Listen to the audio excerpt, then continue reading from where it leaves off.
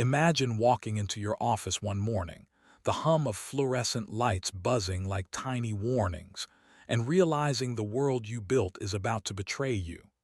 You've spent decades in the shadows, constructing the machinery that makes billions flow like clockwork, and everyone treats you like a ghost, until the ghost becomes inconvenient.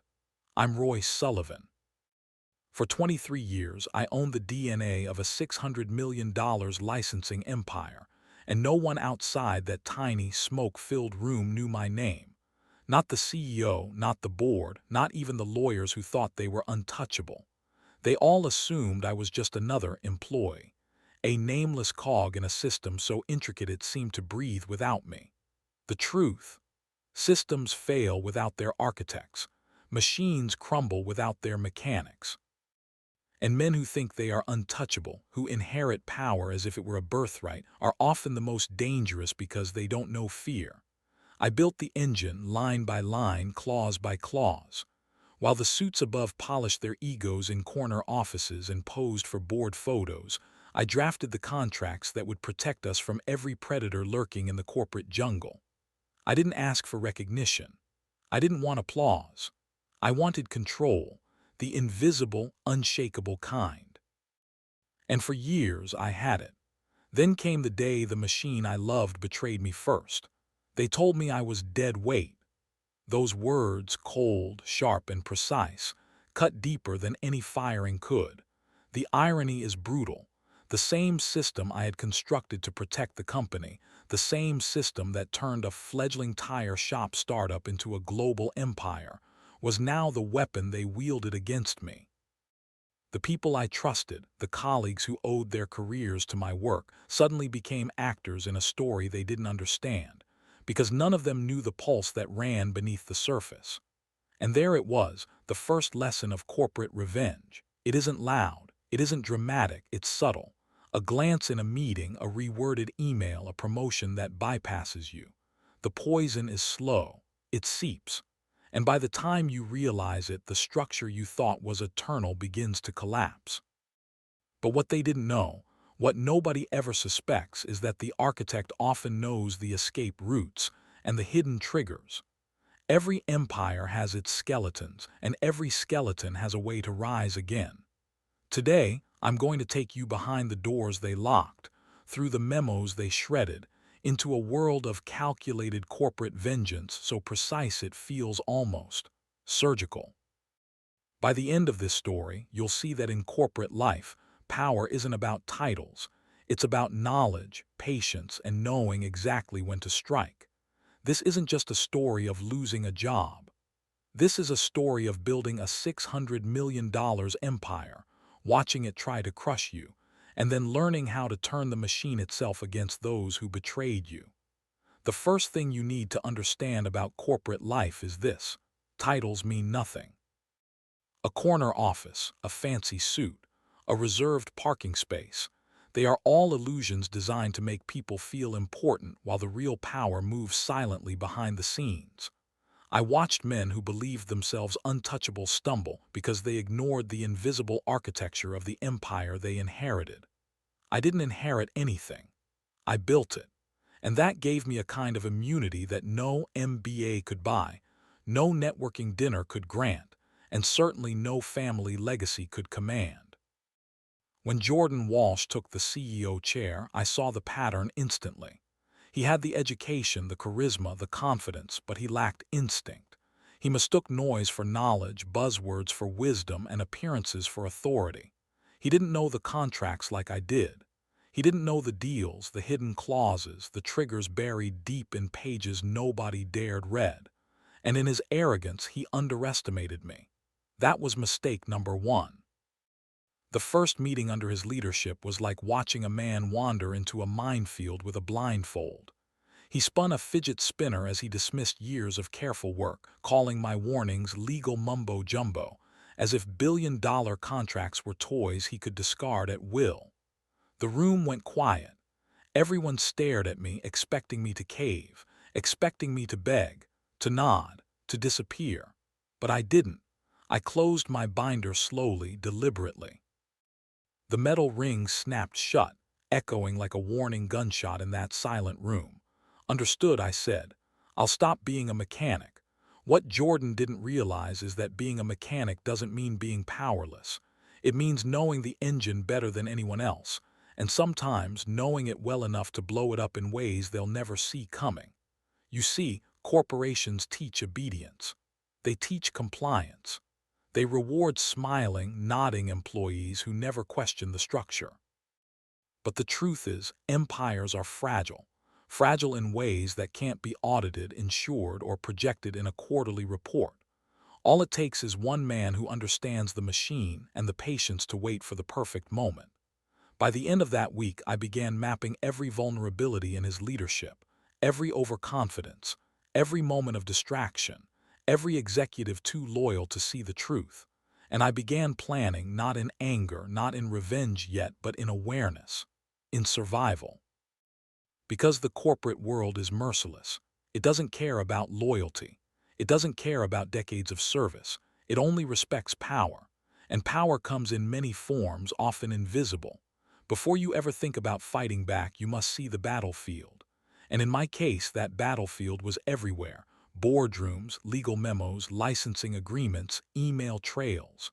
Every line, every clause, every process I'd built over 23 years became a potential weapon. The system was mine. Even if they thought they were firing me, the truth was far more complicated, far more dangerous, and far more satisfying. There's a rule in corporate warfare that no one teaches you in business school. The higher you climb, the more dangerous it becomes, not because of competition, but because everyone around you is disposable. Every executive, every assistant, every lawyer, they all believe their loyalty is permanent, that the empire is invincible. That's the illusion. The truth is far darker. People forget the architects. They forget the men who made the machine function. And when the machine is threatened, the same people who smiled in your office will happily watch you burn. I realized something crucial that week. Power isn't in the boardroom. It isn't in meetings, titles, or corner offices. Power is in the unseen layers, in the contracts no one reads, in the systems no one questions, in the clauses buried so deep they think themselves invisible. That is where real control lies. That is where revenge waits quietly like a predator. I had spent 23 years building those invisible layers, weaving protections that no one, especially Jordan, understood. And now those protections would become my shield and eventually my weapon. I started quietly reviewing every contract, every licensing clause, every memo I had ever touched. Patterns emerged. Vulnerabilities, not of the company itself, but of the people who thought they controlled it. One clause here, a missing signature there, a procedural oversight nobody noticed for decades. These weren't mistakes. They were sleeping giants waiting for the right hands to awaken them. And those hands were mine. I wasn't plotting chaos yet. Not today. This was reconnaissance. A master knows his battlefield before he strikes, and I intended to know every inch of mine. Meanwhile, Jordan played his role with arrogance that would have been comedic if it weren't so dangerous. He saw himself as a visionary, a disruptor. To him, my warnings were relics of a bygone era. He didn't know that in every empire, the most dangerous people are those quietly ignored. The ones who hold the blueprints. The ones who know the skeletons that keep the machine upright. And he certainly didn't realize that every misstep he made, every reckless decision, was being cataloged, stored, and carefully remembered. The corporate world is like a chessboard. Everyone sees the pieces they are told to see. Everyone believes in the rules they are told to follow. But an empire built from the ground up doesn't play by the same rules. The king may think he moves first, but the real power often lies in the pawns who understand the board. And in this game, I wasn't a pawn. I was the hand that arranged them, the mind that predicted moves before they happened. The CEO thought he was leading. In reality, he was merely stepping onto the path I had quietly prepared. This is where corporate revenge begins. Not with rage, not with shouting or dramatic confrontations. It begins in silence, in observation, in cold understanding of every vulnerability your so-called enemies ignore. And once you understand them, once you truly see the machine they think they control, you never stop. I learned early in my career that vengeance in corporate life is nothing like the movies. There are no dramatic confrontations, no boardroom gunfights, no shouting matches that resolve anything. Real revenge is invisible. It's a whisper in an email nobody reads, a clause that seems harmless until it triggers $1 billion exposure, a minor procedural oversight that suddenly becomes a major liability. The corporate world runs on rules, and rules have blind spots. That's where the real architects hide. That's where I began my work. Jordan thought he was untouchable. He had the corner office, the fancy MBA credentials, and the charm to intimidate almost anyone. But he didn't have history. He didn't have the memory of the contracts, the licensing agreements, the sequences of decisions that had made the company bulletproof. He was a boy playing with a machine he didn't understand, and I was about to remind him of the dangers of ignorance. The first step was subtle, testing reactions, noting weaknesses, which executives would lie to cover him, which would ignore warning signs, which would bend under pressure while he was busy spinning his fidget spinner in meetings. I began manipulating the small gears first. Nothing drastic. A minor clause here, a procedural reminder buried in an email there. Every adjustment invisible to the casual observer, yet carefully calibrated to trigger consequences if ignored. These weren't mistakes, they were lessons. And lessons, when delivered slowly, teach far more than punishment ever could. I wanted Jordan to understand, eventually, that his empire was only as strong as the men who built it, and the man he dismissed as dead weight knew the weaknesses nobody else even suspected existed. The brilliance of corporate revenge lies in patience. It isn't about immediate gratification. It's about creating a storm so calculated, so inevitable that when it lands, no one can deny its force. And unlike anger, which burns hot and short-sighted, calculation is cold, precise, and lethal. I was no longer a silent observer. I was a strategist, charting each step of the inevitable reckoning. Every executive meeting became a map. Every contract review became ammunition. And every careless decision Jordan made, I logged it, cataloged it, and stored it for the perfect moment. By now, you might be asking yourself, how can one man, silenced and dismissed, wield such power? The answer is simple. Power isn't in titles. It isn't in offices or presentations. Power is in knowledge. Power is in history. And most of all, power is in patience. By the time Jordan or anyone else realized the consequences of their arrogance, the outcome would already be inevitable. And in that inevitability lies a strange satisfaction, because the machine they thought they owned was never theirs to command. It belonged to the man who built it. If you're following so far, pause for a moment. Comment below "I see the machine" and type it twice. Lock it in. This is not just for the algorithm. This is for you, to recognize that the real power in any system isn't obvious. It's invisible, waiting for someone disciplined enough to command it. Once you see it, nothing is ever the same again. Betrayal is a quiet thing. It doesn't announce itself. It doesn't send invitations. It slips in while you're focused on the work that made the company run.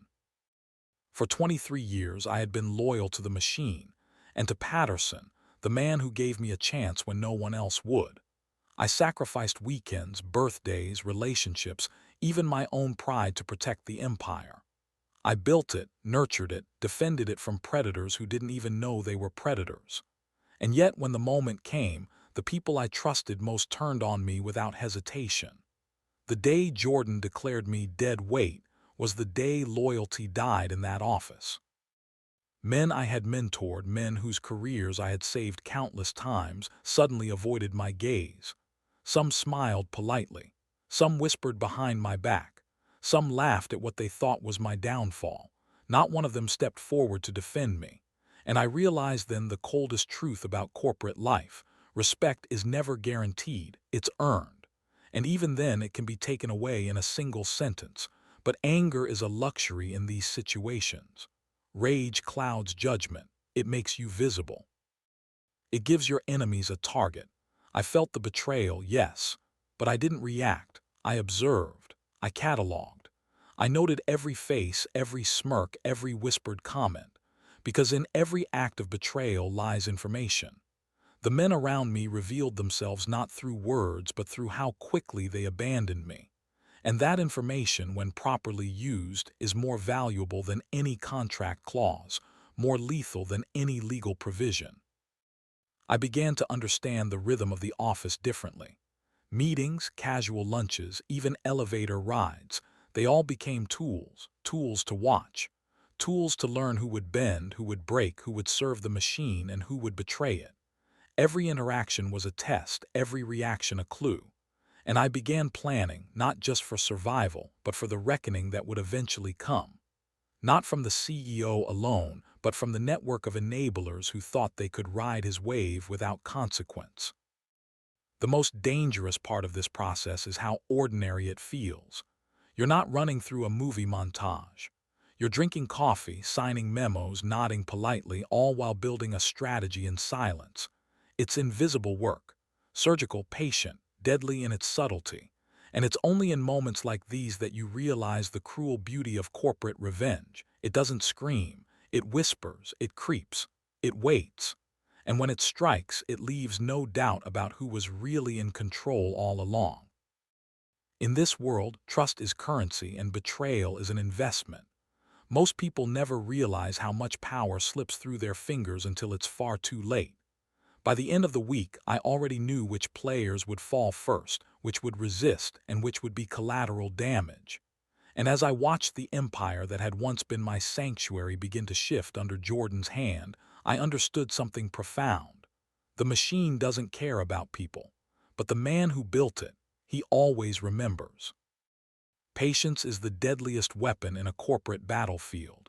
While everyone else moves with urgency, panicking over quarterly reports, board opinions, or the latest trend, the man who built the machine waits.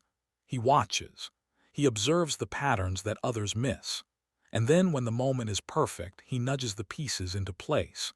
That was my method. Every misstep Jordan made, every careless executive who followed blindly, became a lever I could pull. I didn't need to yell. I didn't need to threaten. I needed precision, and precision requires time.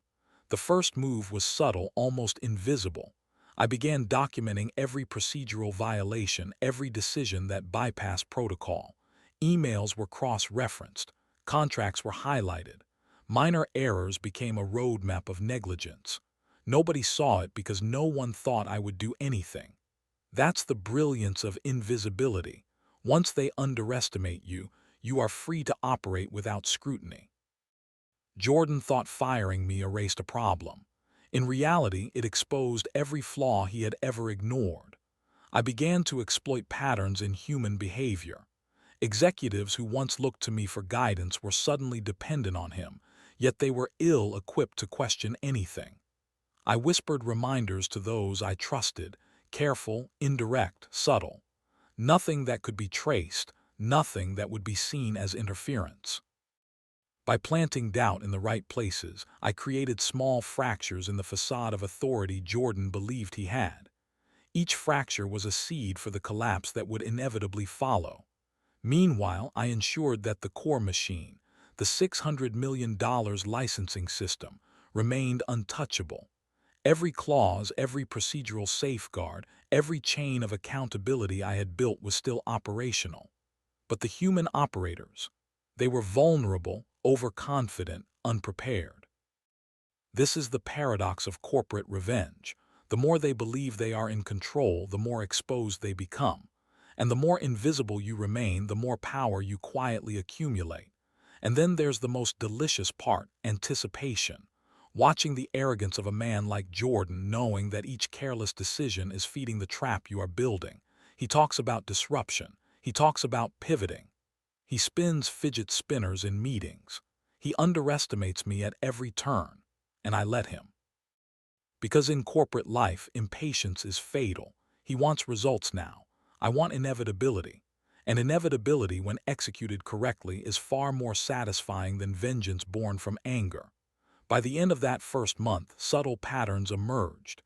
Executives began to make mistakes. Decisions were questioned. Minor crises flared, small enough to dismiss, but large enough to sow unease. And in every case, I was the invisible hand pointing them in the right direction or not.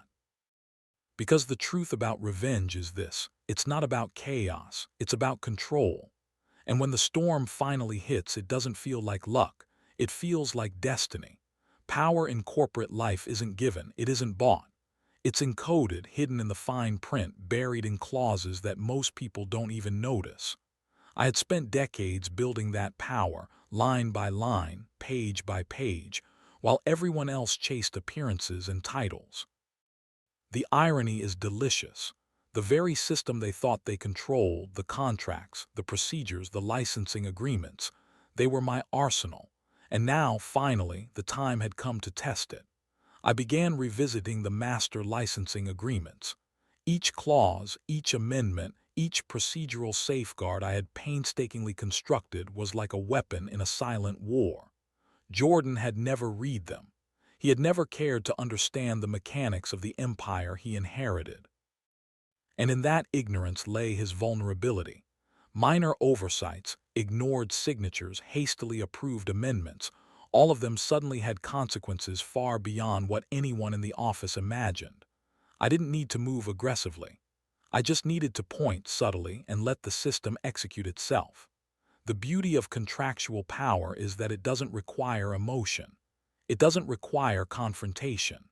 It doesn't care who's smiling, who's flustered, who's wearing the most expensive suit. A clause executed correctly is unstoppable, and I had hundreds of them dormant for decades, waiting for the moment when they would be necessary. Every licensing violation, every breach, every procedural misstep became a potential domino, and I had memorized the sequence to topple them. But I didn't strike immediately. I knew that timing, patience, and subtlety were everything. Corporate revenge is like a surgical strike. You don't swing wildly and hope something lands. You study the body, identify the vulnerabilities, and strike with precision. My reconnaissance had already shown me where Jordan was weakest. He was impulsive. He ignored details. He trusted the wrong people. And now, with contracts and clauses in my hands, I had the perfect leverage.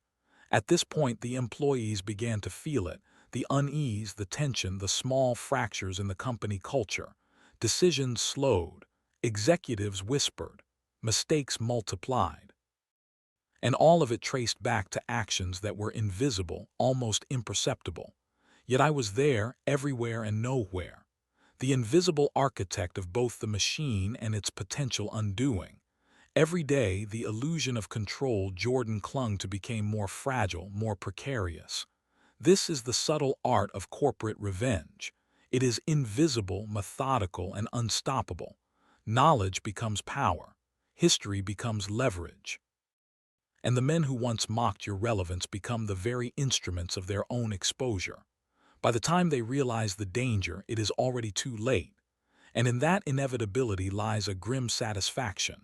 The system they thought they mastered was always under my command. People are predictable. Ego, pride, greed. They drive decisions faster than logic ever could. In the corporate world, these weaknesses are currency, more valuable than any contract or corner office. I began observing Jordan and the executives, cataloging every insecurity, every reckless impulse, every moment they overestimated themselves. Humans, unlike machines, make mistakes, and mistakes can be lethal.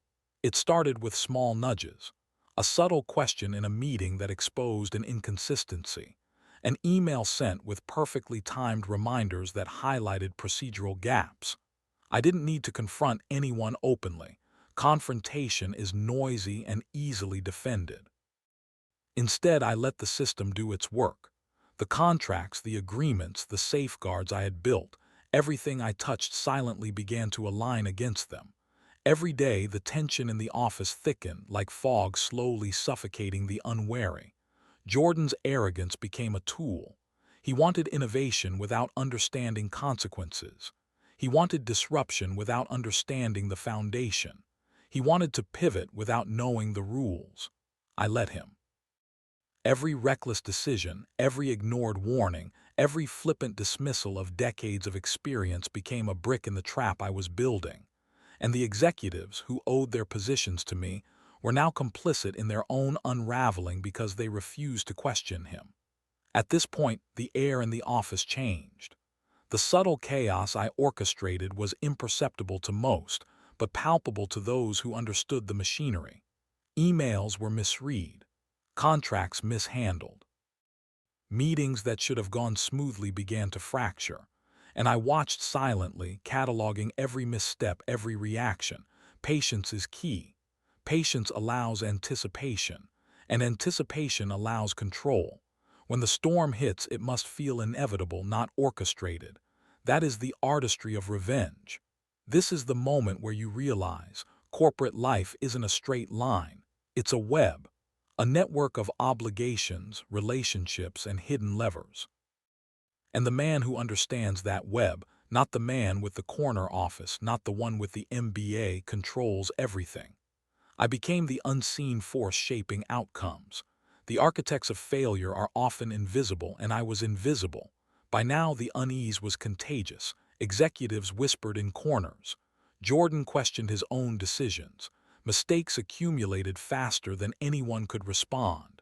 And yet, from the outside, everything looked normal. Meetings continued. Reports were filed. The company appeared functional.